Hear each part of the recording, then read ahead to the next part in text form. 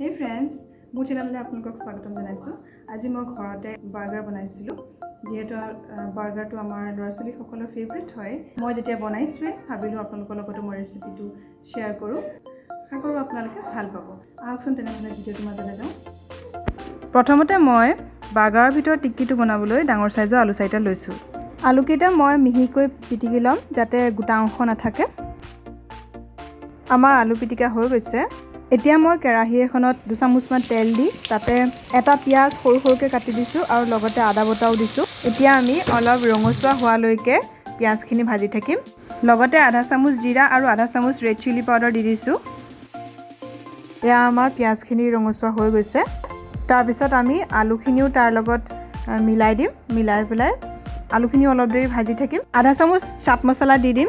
তাৰপিছত জোখ অনুসাৰে আমি নিমখ দি দিম। নিমখখিনি দি আমি আকৌ এবাৰ 1-2 মিনিটমান আলুখিনি ভাজি ল'ম। আমি লৰাই থাকিব লাগিব যাতে আলুখিনি তলত লাগি নধৰে।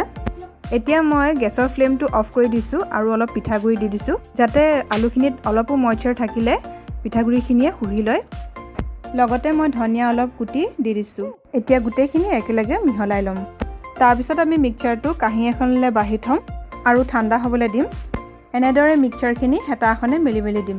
এতিয়া টিক্কি বনাবলৈ আমাৰ আলু মিক্সাৰটো ৰেডি হৈ গ'ল। এতিয়া আমি নেক্সট প্ৰচেছলৈ যাওঁ। এটা বাটিত লৈছোঁ 1 চামুচ ময়দা আৰু 1 চামুচ কৰ্ণফ্ল'ৰ, লগতে জোখ অনুসাৰে অলপ নিমখ আৰু জালুকৰ গুড়ি অকণমান মিক্স কৰি ল'ম। এতিয়া অলপ অলপকৈ পানী দি এটা ঘোল প্ৰস্তুত কৰি ল'ম। ঘোলটো বেছি পাতলো হ'ব নালাগিব আৰু বেছিকৈ ডাঠো হ'ব নালাগিব।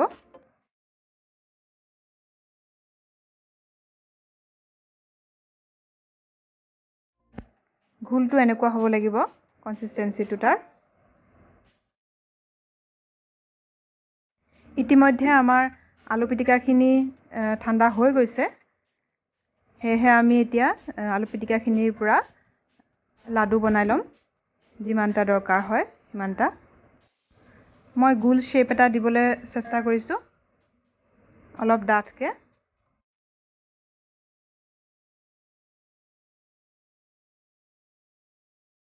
মোৰ টোটেল 8টা টিক্কি তৈয়াৰ হৈ গ'ল।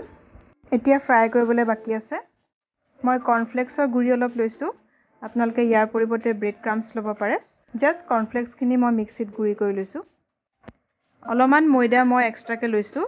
তাত অলপ নিমখ মিহলাই ল'ম আৰু মিক্স কৰি ল'ম নিমখখিনি ময়দাখিনিৰ লগত।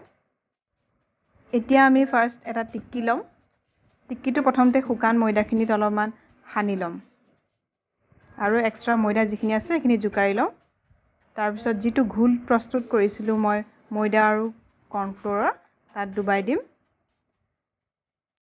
তাৰপিছত টিক্কিটো আমি কৰ্ণফ্লেক্সৰ গুড়িখিনিত দি দিম আৰু ভালকৈ কৰ্ণফ্লেক্সৰ গুড়িখিনি আমি টিক্কিটোত সানি ল'ম।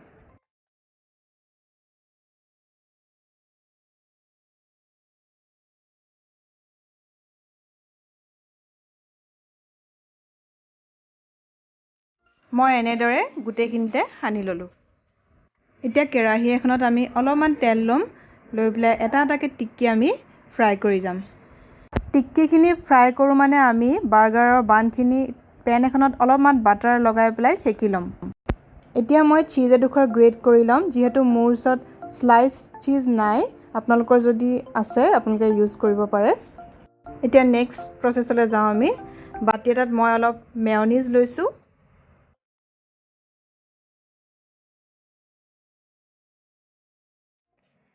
মেয়নিজৰ লগত এতিয়া আমি ল'ম 1 চামুচ টমেটো চচ। এয়া লৈছোঁ 1 চামুচ শ্বেজৱান চাটনি। ইয়াৰ পৰিৱৰ্তে আপোনালোকে চিলি চচো ল'ব পাৰে। এই পেষ্টটো সম্পূৰ্ণ অপশ্যনেল হয়। ইয়াৰ পৰিৱৰ্তে আপোনালোকে অকল টমেটো চচো ইউজ কৰিব পাৰে। আমাৰ টিক্কি ফ্ৰাই কৰা হৈ গৈছে। লগতে এয়া চীজো গ্ৰেট কৰি ল'লোঁ। এতিয়া আমি লাষ্ট প্ৰচেছলৈ আগবাঢ়িম।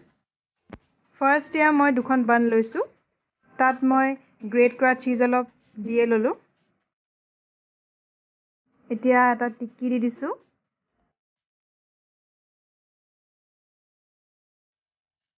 এক পিচ বিলাহী দিছোঁ।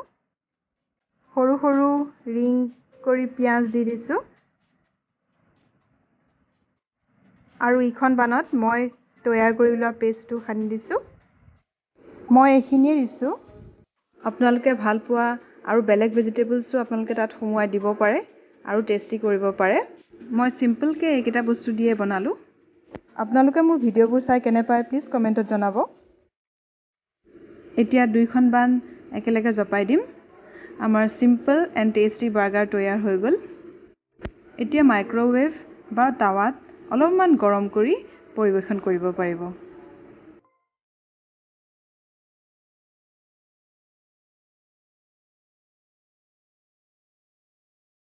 ভিডিঅ'টো যদি চাই ভাল পালে তেন্তে প্লিজ এটা লাইক কৰি দিব আৰু মোৰ চেনেল যদি নতুন হয় তেনেহ'লে ছাবস্ক্ৰাইব কৰি দিব আৰু কাষত থকা বেল আইকনটো টিপি থ'ব যাতে মোৰ আহিবলগীয়া আৰু ভিডিঅ'জবিলাকৰ ন'টিফিকেশ্যনবোৰ আপোনালোকে পাই থাকে।